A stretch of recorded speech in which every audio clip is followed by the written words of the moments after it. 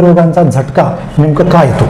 कशामुळे होतो आणि त्याची लक्षणे काय आहेत? रुटीनली आपण जेव्हा चालतो किंवा ॲक्टिव्हिटी करतो, जसं आपल्या वयाच्या जी मुलं आहेत त्यांच्या वयाच्या मुलांसोबत खेळतात किंवा जी यंग तरुण आहेत ते त्यांच्या वयाच्या लोकांसोबत वॉकिंग करतात, एक्झरसाईज करतात, हे करत असताना जर तुम्हाला छातीमध्ये किंवा पाठीमध्ये जडपणा वाटत असेल, दुखत असेल, जसं आपल्याला पित्त झाल्यावर मळमळ करतं असं मळमळ होत असेल,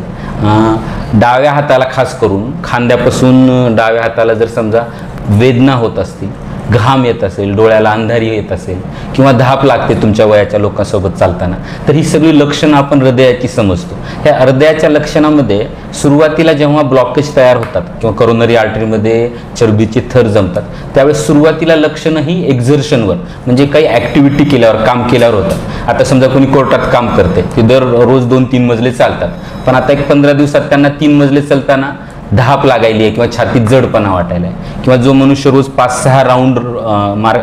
क्रीडा संकुलचे मारतो त्याला ते मारताना मागे थांबा पडतोय, तो त्याला चालणं होत नाहीये, धाप लागत आहे,